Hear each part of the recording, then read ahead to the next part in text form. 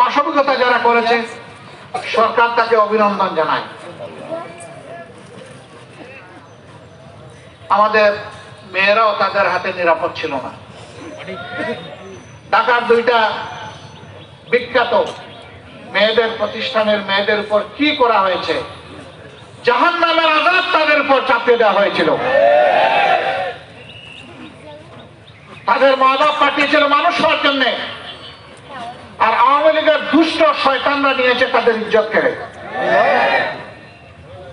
জাহাঙ্গীরনগর বিশ্ববিদ্যালয়ে 96-2001 সাল আওয়ামী লীগ যখন দেশ শোষণ করে, তখন আপনারা দেখেছেন জসিমউদ্দিন মানিক নামে তাদের একজন ক্যাডার বিশ্ববিদ্যালয়ের ছাত্রলীগের সেক্রেটারি ছিল। সে 100টা মেয়ের ইজ্জত লুণ্ঠন করার পরে সে উৎসব পালন করেছিল।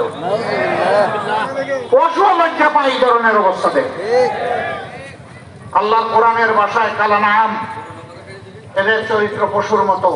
আল্লাহ বলছেন নৌ বালহুম আদাল্লু, এরা পশুর চেয়ে নিকৃষ্ট। পশুকে আমি বিবেক দেইনি, তাই সে যেখানে সেখানে যখন তখন যা ইচ্ছা তাই করে। কিন্তু মানুষ আমি বিবেকের নিয়ামত দিয়ে পয়দা করেছি, তারা এমনটা করবে কেন?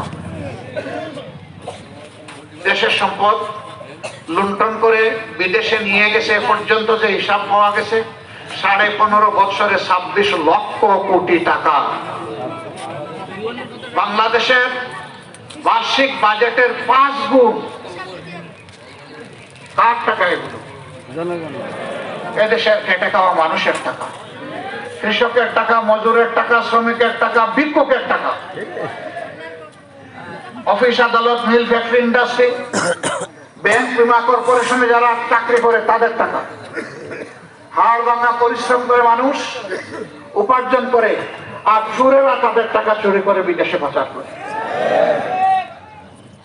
শেষ পর্যন্ত আমাদের সেন্ট্রাল ব্যাংক বাংলাদেশ ব্যাংকটাকে পাহারা দিয়ে রাখতে পারত।